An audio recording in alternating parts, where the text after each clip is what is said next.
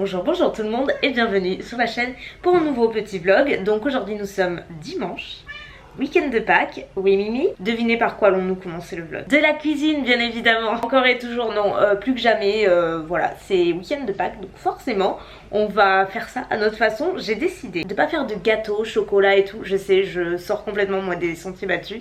Non, en fait on avait envie de faire un petit brunch dominical, des œufs, du bacon, des pancakes, des petits chocolats bien entendu, enfin voilà, un petit truc, petit programme sympa. Donc c'est ce que je vais faire. J'ai déjà commencé la pâte à pancakes, enfin j'ai déjà préparé, je voulais pas montrer parce que très franchement je voulais déjà partager des tonnes et des tonnes de fois, vous pouvez la retrouver partout. Donc bon, ce sera un peu redondant, si vous la cherchez je vous la mettrai en barre d'infos, c'est toujours la même, c'est celle qui est dans mon livre aussi, enfin je la fais tout le temps depuis des années. Donc voilà, je l'ai préparée, j'ai mis au frigo en attendant. On fera les pancakes au tout dernier moment parce que vous savez j'ai une espèce de crêpière Tefal sur laquelle je fais mes pancakes et franchement elle est géniale, ça m'a changé la vie depuis que je l'ai. Donc en fait je me suis dit on l'installera une fois qu'on aura fini de manger directement, comme ça tout le monde fera petit pancake de son côté, ils seront bien chauds. Là ce que je vais faire c'est le guacamole en quelque sorte, la partie avocat qui va me servir sur les toasts. Idéalement j'aurais voulu des muffins sauf que impossible d'en trouver nulle part, donc je me suis dit je vais les faire moi-même, l'occasion ou jamais, sauf qu'il faut les faire la veille. Et hier franchement c'est pas une super journée, j'étais assez fatiguée, j'ai filmé, je me suis un peu reposée et franchement je me sentais vraiment pas capable d'enchaîner sur les muffins sachant que c'est super bon, donc je les ai pas fait. En définitive on a réussi à trouver du pain de mie, donc franchement ça fera l'affaire, on fera sur ça. Et donc en fait je fais une base pain de mie, une base d'avocat donc type guacamole, c'est un petit peu pareil sauf que je le fais, je vous montrerai juste après, et un œuf poché par dessus. En side je fais du bacon, moi je pense que je vais me rajouter une petite tranche de saumon fumé parce que j'ai bien envie de me faire ça à midi, il y a que moi qui en mange donc je vais faire ça. Eux du bacon parce qu'ils aiment trop ça, je vais faire au four comme ça c'est plus croustillant, c'est moins gras aussi, c'est vraiment bien meilleur à tout niveau. J'oublie pas grand chose je crois. Première étape, on va s'occuper de l'avocat. Donc je vous conseille d'utiliser un avocat assez mûr, pas trop non plus mais un petit peu, puisque comme vous voyez on l'écrase après, donc il faut que ce soit quand même assez facile. Moi je rajoute toujours du jus de citron, là j'en ai pas de vrai entre guillemets, donc je fais avec ce que j'ai, c'est assez facultatif mais moi j'aime bien en rajouter un petit peu. Ma petite touche à moi qui je trouve fait toute la différence, vraiment c'est trop bon, c'est qu'en fait je coupe en tout petits morceaux des lamelles de poivron del piquillo, c'est super bon, ça rajoute une petite touche relevée mais pas trop, avec une touche de sucré, enfin c'est vraiment super bon je trouve. Et après j'assaisonne, donc je mets pas mal d'épices, paprika fumé, du persil, j'ai un mélange italien donc de poivrons, d'herbes de Provence, d'oignons, tout ça, enfin j'assaisonne vraiment selon mes goûts, donc faites comme vous voulez. Vous pouvez rajouter du tabasco aussi si vraiment vous aimez quand c'est super épicé, donc vraiment faites comme vous. Et on place au frais en attendant, puisque je vais préparer les œufs. Et je sais pas si vous voyez mais il a jamais été aussi blindé mon frigo, mais je n'arrête pas, je prends les casseroles.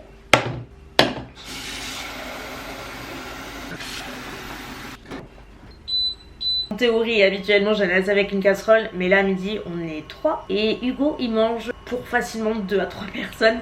Donc, ouais, très franchement, une casserole pas suffisant. Donc, avec 2, ça ira un petit peu plus vite. Il n'y a rien de plus simple pour pocher des œufs. Remplissez un grand volume d'eau salée, portez à ébullition et mettez un petit peu de vinaigre d'alcool à l'intérieur. Alors, il y en a qui disent que ça fait la différence, d'autres pas, que c'est complètement facultatif. J'ai pris pour habitude d'en mettre et j'ai l'impression que ça poche mieux avec. Donc, voilà. Mais en théorie, il y en a qui n'en utilisent pas et chez qui ça fonctionne. Donc voilà. Oui, Mounette elle va essayer d'attraper Bella parce que la pauvre, c'est pas ce qu'elle a.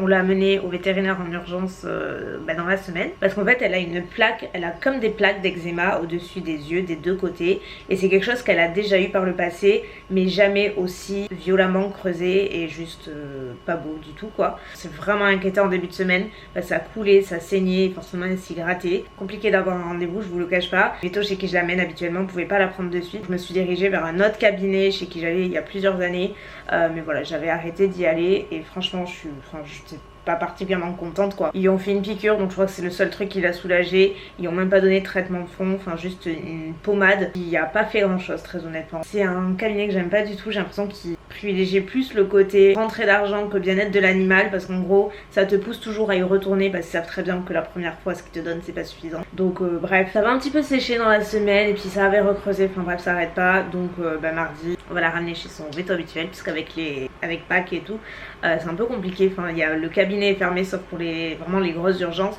Donc écoutez, on surveille, la mounette elle va essayer de l'attraper pour la soigner. Du coup on la soigne matin et soir. On va mettre juste ça pour sécher parce que ça crème, je sais pas. Je veux que ça pénètre ça parce que ça la fait sécher, tu comprends. On va pas mettre la crème aujourd'hui, on va laisser comme ça. Vous voulez voir quelque chose de mignon? Il y a Bella qui regarde en haut depuis tout à l'heure. Je me demandais ce qu'elle regardait. C'est Carrie. Ah mais et il y a Zozo juste en bas. Donc on a le triangle à nouveau des Bermudes. Maintenant on va passer au bacon sur une grande plaque recouverte de papier sulfurisé. C'est parti.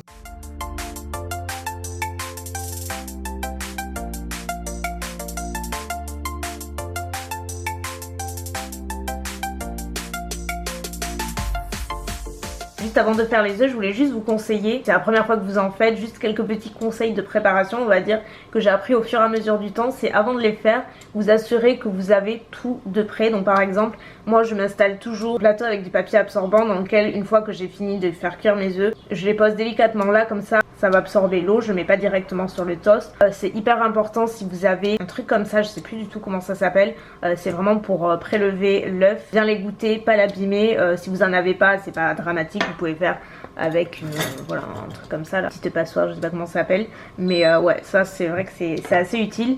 Et moi, mes petits conseils, c'est de vous mettre des petits ramequins à part dans lesquels vous allez casser vos œufs avant de les verser dans la casserole. Comme ça vous avez juste à prendre à verser, vous perdez pas de temps à les casser et en fait vous êtes sûr qu'ils cuisent tous en même temps. Donc moi j'en suis mis plusieurs parce que forcément aujourd'hui j'en faire plus que d'habitude, mais voilà, vraiment pensez à bien vous préparer tout en amont, comme ça vous perdez pas de temps et vous êtes sûr que la cuisson elle est optimale pour tous les œufs. Bon, évidemment si vous êtes tout seul vous avez peut-être pas besoin de préparer autant que moi, mais quand même je trouve que c'est bien d'être organisé. Nous allons passer au toast, je vous l'ai pas dit, mais les œufs c'est vraiment à faire en tout dernier parce que c'est 3 minutes de cuisson et c'est vraiment le truc qu'il faut faire une fois que tout le monde est prêt, parce que sinon après forcément ça refroidit vite, mais ça cuit très vite, donc on le fait en tout dernier. Ce que je vais faire c'est préparer les toasts, donc les pains de mie. Comme je vous l'ai dit, du coup on a ça, mais avec les muffins c'est très bon aussi. Peu importe, vous faites avec du pain, enfin vraiment avec ce que vous avez. Moi je les fais toujours griller quelques minutes pour avoir un côté plus croustillant.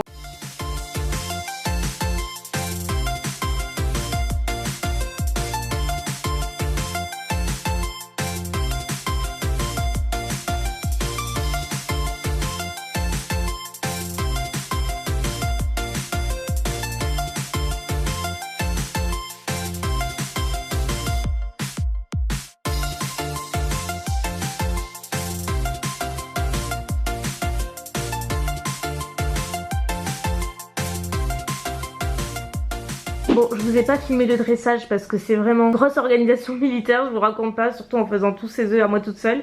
Mais j'ai réussi, c'est fait. Donc moi je me suis fait version saumon, ça c'est ceux de Hugo au bacon. Sachant qu'il y en a plein d'autres ici. Et Mounette elle a pris avocat.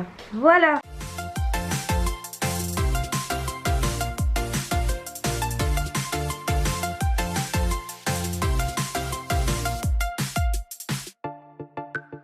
J'adore Pâques.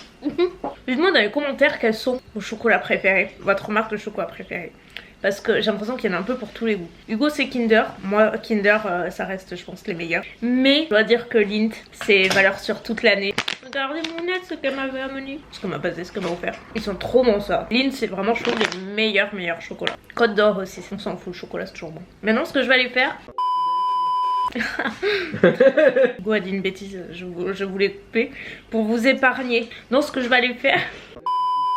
Hugo, tais-toi s'il te plaît. Donc là ce que je vais faire c'est faire le tri dans mes fringues parce que j'ai tous les gros pulls et tout. C'est terminé tout ça. Donc je vais aller faire un tri dans mon armoire. Un tri de printemps comme on dit.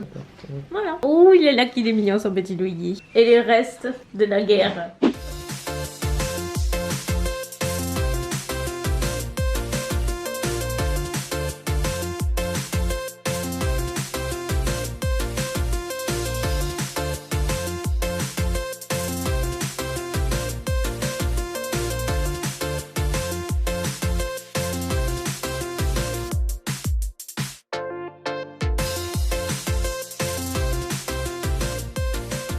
Et voilà le résultat après. Donc quand vous voyez l'avant on voit quand même la différence.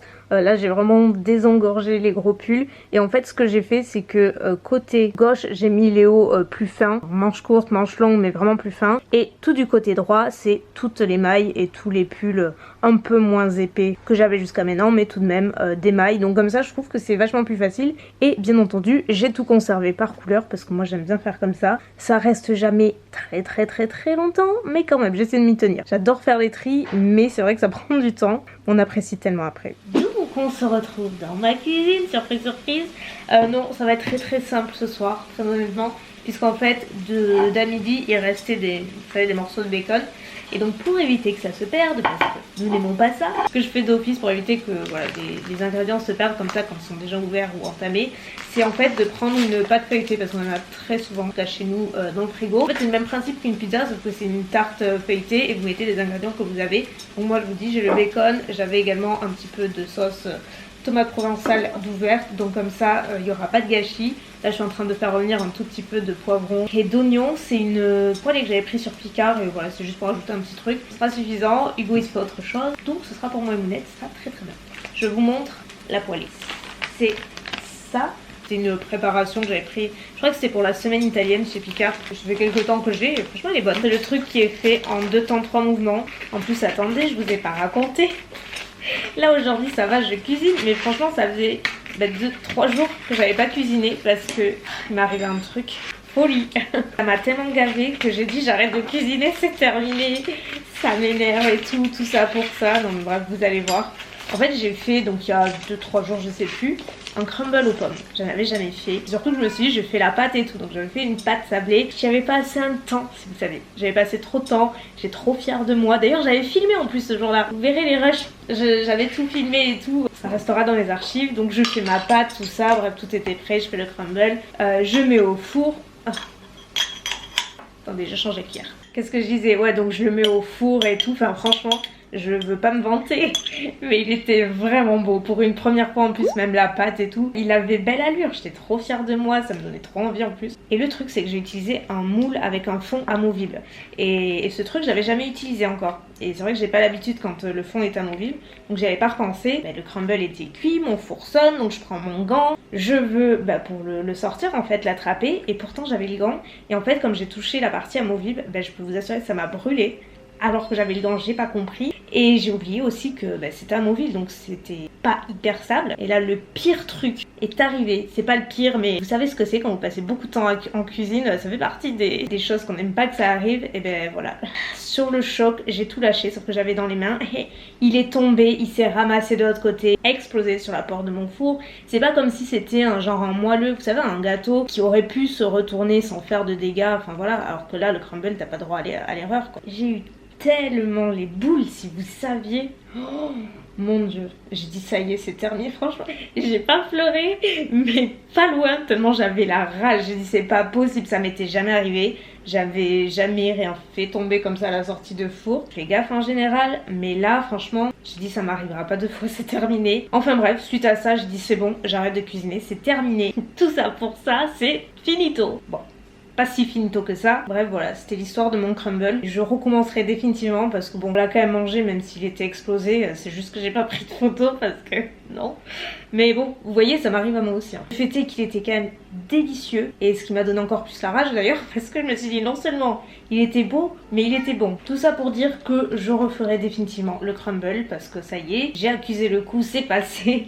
Je referai et je vous montrerai, je vous partagerai la recette, vous inquiétez pas. Et là, laissez-moi le temps de récupérer. C'est très triste ce qui m'est arrivé, je vous avoue que j'étais dans tous mes états. Je rigole, hein. On a besoin de sourire aussi et de plaisanter dans ces moments. Donc, c'était ma petite mésaventure de la semaine. Ça se profile pas mal. En gros, voilà, ça ressemble un peu, ça ressemble à une pizza. J'enfourne à 180 degrés, pas trop chaud puisque c'est la pâte feuilletée, pendant 20 minutes à peu près. Et voilà le résultat. Une fois cuite, c'est hyper rapide, hein, parce que forcément, la pâte feuilletée, ça cuit très vite. Qu'est-ce que t'as, Mimi?